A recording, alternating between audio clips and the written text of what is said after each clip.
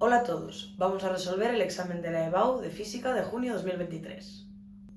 En este vídeo vamos a resolver los ejercicios del bloque 1, que como sabéis es el bloque de ondas.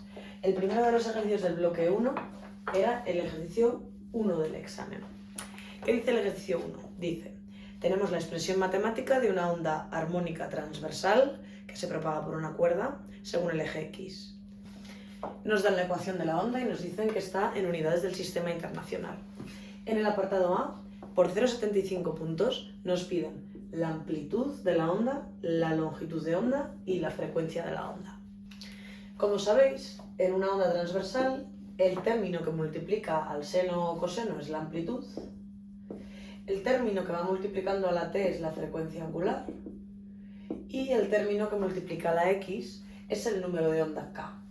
Por tanto, ¿cuál es el valor de la amplitud? Bueno, pues el valor de la amplitud será 0,2 metros. Súper importante escribir las unidades. En estos ejercicios, el valor numérico de cada resultado tiene el mismo peso que el poner la unidad correcta. O sea que tenemos que poner el valor numérico con sus unidades, no se os olvide. Como sabéis, la longitud de onda es 2pi partido por el número de onda.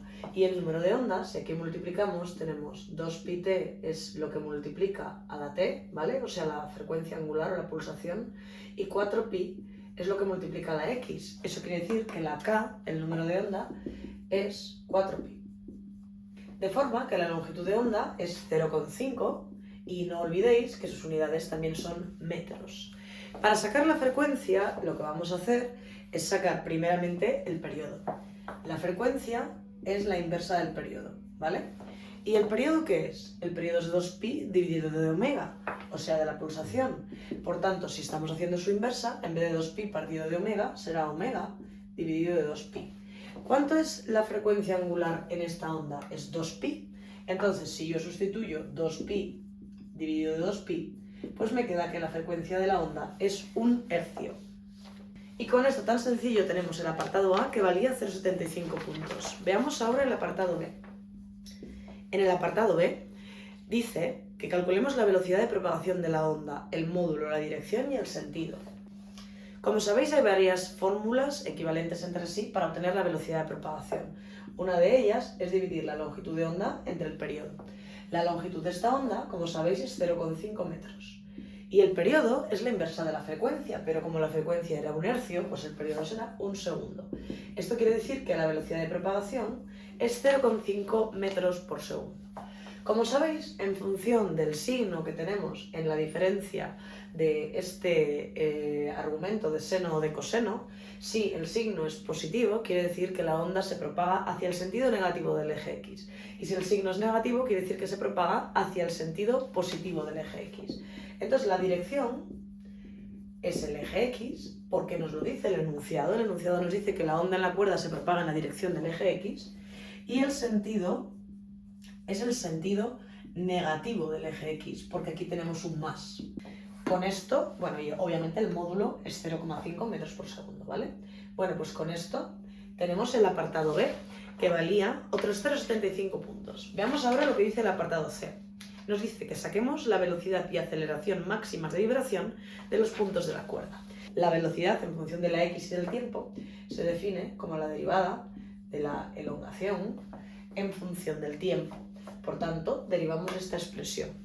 Como sabéis, 0,2 por seno, la derivada del seno es el coseno, dejamos el 0,2 multiplicando y hay que entrar dentro del argumento a derivar aquello que depende de t, que es 2pi. 2pi va multiplicado con la t, pues 0,2 por 2pi. Y ahora por el coseno de 2πt más 4πx, ¿vale? Si eso lo multiplicamos, pues como podéis observar, nos va a quedar 0,4 pi por el coseno de 2πt más 4πx metros por segundo.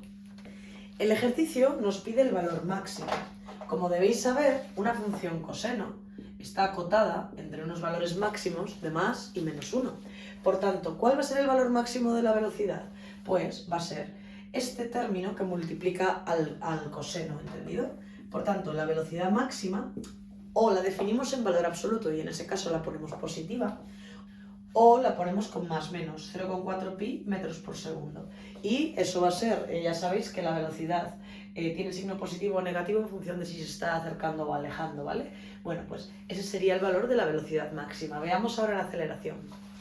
La velocidad hemos dicho que es la derivada de la elongación respecto del tiempo. La aceleración será, como debéis saber, la derivada de la velocidad respecto del tiempo. Entonces ahora lo que hacemos es volver a derivar. La derivada del coseno es el menos seno, por tanto vamos a poner un menos delante, 0,4 por pi, derivamos lo que está dentro que depende, que va multiplicando la t, que es 2pi, ¿vale? Y la derivada de coseno es menos seno, ya hemos puesto el menos, con 2pi t más 4pi x. No os olvidéis de poner las unidades, metros por segundo al cuadrado. De nuevo, vuelve a ocurrir que el seno está acotado entre más menos 1. Por tanto, ¿cuál va a ser el valor de la aceleración máxima?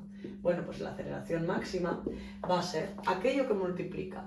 ¿Qué es lo que multiplica? Pues tenemos 0,8 por pi cuadrado. De nuevo, en función de que esté acelerando o frenando, tendremos el valor de más o de menos. Pues lo podemos poner con más menos o marcamos valor absoluto y lo dejamos positivo. Bueno, pues con esto hemos resuelto el ejercicio 1 del examen. Veamos lo que nos decía el ejercicio número 2. El ejercicio número 2 del examen es un ejercicio de sonido. Nos dice, una persona está expuesta a un nivel de intensidad sonora constante de 80 decibelios. Bueno, pues tenemos 80 decibelios. En el apartado A nos dicen a qué intensidad del sonido corresponde ese nivel. Bueno, pues directamente lo que tenéis que usar es la fórmula de la intensidad sonora. Directamente lo que tenéis que usar es la fórmula de la intensidad sonora, que es 10 por el logaritmo decimal de la intensidad en vatios metro cuadrado que queráis obtener, dividido de la intensidad umbral. El nivel de intensidad sonoro hemos dicho que es 80, tenemos 10 por el logaritmo, la i no se conoce, y la intensidad umbral, que es la mínima intensidad del sonido perceptible por el oído humano, es de 10 a la menos 12 vatios metro cuadrado. Ese es un dato que nos dan en el enunciado del ejercicio, ¿vale? Nos lo dan en ejercicio 2, debajo nos ponen dato, mínima intensidad que puede percibir el oído humano. Bueno, entonces, ¿cómo despejamos esto? Fijaros, este 10 pasa para allá dividiendo, ¿vale? Entonces nos queda 80 entre 10, logaritmo decimal de i entre 10 a la menos 12. 80 entre 10, como todos podéis comprender, me da 8, igual al logaritmo decimal de i entre 10 a la menos 12. ¿Qué hago ahora? Fijaros, para eliminar este logaritmo, como la base de ese logaritmo es 10, lo que tengo que hacer es poner una base de potencia 10 en el otro término. El logaritmo decimal va a despejarse poniendo 10 a la 8 en la parte de la izquierda, ¿vale? Y aquí puedo quitar el logaritmo y poner i entre 10 a la menos 12. Por tanto, ¿cómo me queda la i despejada? Este término que está dividiendo pasa a multiplicar y tengo 10 a la 8 por 10 a la menos 12, lo cual da 10 a la menos 4. Y no os olvidéis de las unidades, que son vatios dividido en metro cuadrado. Bueno, pues por este cálculo tan sencillito nos daban un punto. Veamos ahora lo que nos piden en el apartado B. Nos dice que la fuente de sonido es puntual y está situada a 15 metros de la persona. O sea que tenemos una distancia de 15 metros de la persona. Y que determinemos la potencia del sonido emitido por la fuente. Bueno, como sabéis, la potencia se obtiene como la intensidad que la acabamos de obtener en vatio metro cuadrado por la superficie. Y la superficie que consideramos es una esfera, ¿vale? Donde tenemos en el centro de la esfera el foco de sonido, ¿vale? Y en el radio de la esfera tendremos la persona que está escuchando, ¿vale? Entonces tenemos que la intensidad es 10 a la menos 4 y la superficie de una esfera es 4pi por el radio al cuadrado, 4pi por 15 al cuadrado. Cuando multiplicamos vatio metro cuadrado por metro cuadrado, que son las unidades de superficie, pues nos queda que la potencia va a ir en vatios. Y el resultado de esta potencia va a ser 0,2827 vatios. Bueno, pues por este cálculo tan sencillo nos daban otro punto más, 2 puntos. Ya tendríamos con esto que hemos hecho aquí. Veamos lo que nos piden ahora en el ejercicio, en el apartado C. Nos dice, si el tímpano de la persona tiene un área de 10 milímetros cuadrados, o sea que la superficie del tímpano de una persona es de 10 milímetros cuadrados, nos dicen cuánta energía llega a su tímpano en una hora con ese nivel de exposición. Bueno, la energía es el producto de la potencia por el tiempo. Entonces, ¿cómo obtenemos la potencia? Pues la potencia será la intensidad que hemos calculado anteriormente, que es 10 a la menos 4 vatios metro cuadrado. Hay que multiplicarla, la intensidad, esta es la intensidad, hay que multiplicarla por la superficie. Evidentemente la superficie, milímetro cuadrado, hay que pasarla a metro cuadrado para que sea coherente con las unidades que tenemos aquí. Si recordáis, milímetros cuadrados, centímetros cuadrados, decímetros cuadrados, metros cuadrados, os dais cuenta que tenemos 3 saltos, ¿vale? De 2 ceros cada uno, o sea que son 6 ceros. ¿Eso qué quiere decir? Que tenemos que multiplicar 10 por 10 a la menos 6 para que esto esté en metros cuadrados en vez de en milímetros cuadrados, ¿vale? Ahí tenemos la superficie. Y por último tenemos el tiempo. El tiempo tiene que estar en segundos, ¿vale? Entonces una hora, como sabéis, son 60 minutos y un minuto son 60 segundos. Por tanto, una hora, como sabéis, son 3.600 segundos. Por tanto, si multiplicamos aquí por 3.600 segundos, fijaros, vamos a tener vatio por segundo. Vatio por segundo es julio.